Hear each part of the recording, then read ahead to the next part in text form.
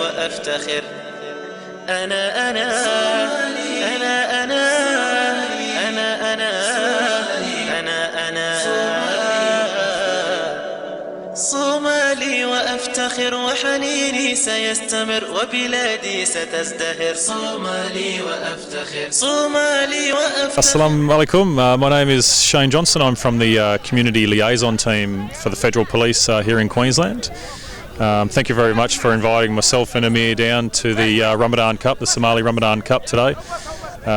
It's a fantastic event with a lot of teams, and we're very proud to be invited along to watch, and hopefully in the future we can also help out with participation and sponsorship perhaps. So, yeah, I'd like to obviously thank the Somali Community of Queensland for putting on this event. It's a fantastic event, particularly for the youth. There's always endless sporting achievements from the youth here, and particularly the Somali community, and it's good to support those groups.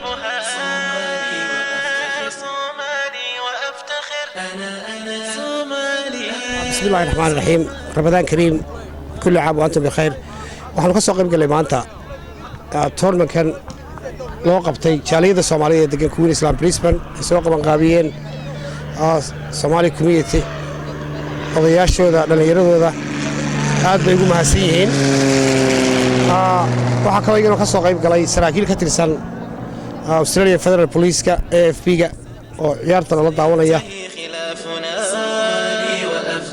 لن ننحني رغم الأسى لن نشتكي سنستمر سينتهي خلافنا صومالي وأفتخر لن ننحني رغم الأسى لن نشتكي سنستمر سينتهي خلافنا صومالي وأفتخر